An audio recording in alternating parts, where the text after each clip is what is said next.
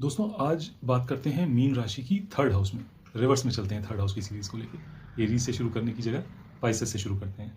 तो अगर पाइसेस राशि आपके थर्ड हाउस में है तो आपकी सिबलिंग्स ऐसा हो सकता है कि काफ़ी स्पिरिचुअल हों, या फिर वो किसी फॉरेन लैंड पे जाके काम कर रहे हों, या अगर उनका बिजनेस है तो उनका कुछ ना कुछ इम्पोर्ट एक्सपोर्ट होता होगा। अब इम्पोर्ट एक्सपोर्ट से मतलब ये है कि आप फॉरेन लैंड सिर्फ ओवरसीज़ यानी कि यूएसए, कनाडा, ऑस्ट्रेलिया ये सब जगहों को ही ना समझें। बट अगर कोई इंसान दिल्ली में रह के बिजनेस कर रहा है और अपना प्रोडक्ट वो चेन्नई से परचेज कर रहा है तो भी एस्ट्रोलॉजिकली उसको फॉरेन कनेक्शन माना जाएगा। अब क्योंकि तीसरा हाउस सिबलिंग्स को रिप्रेजेंट करता है और 12 नंबर राशि फॉरेन सेटलमेंट या फॉरेन कनेक्शन को रिप्रेजेंट करती है, तो उस वजह से ये कनेक्शन बैठता है। दूसरी चीज़ की 12वीं राशि स्पिरिचुअलिटी को भी रिप्रेजेंट करती है, लॉन्ग टर्म इन्वेस्टमेंट्स को रिप्रेजेंट करती है।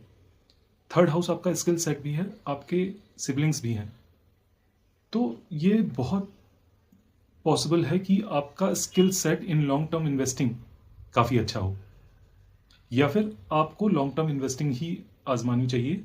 शॉर्ट टर्म ट्रेडिंग में अगर आप इन्वॉल्व होंगे तो हो सकता है आप उतना अच्छा ना करें। 12th हाउस यानी कि 12th राशि आपकी लॉसेस को भी रिप्रेजेंट करती है, हॉस्पिटलाइजेशन को रिप्रेजेंट करती है। तो थर्ड हाउस में अगर आती है वो, तो ये आपके भाई बहनों को दिक्कत देखने को मिल सकती है।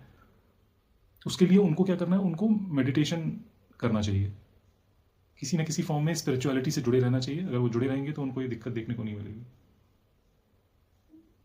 या आपके हॉरोस्कोप में है क्योंकि ये, तो आपकी सिबलिंग्स को अफेक्ट कर रहा है, तो आप अगर स्पिरिचुअल होंगे तो भी आपके भाई बहनों को नहीं अफेक्ट करेगी ये प्लेसमेंट मीन राशि की।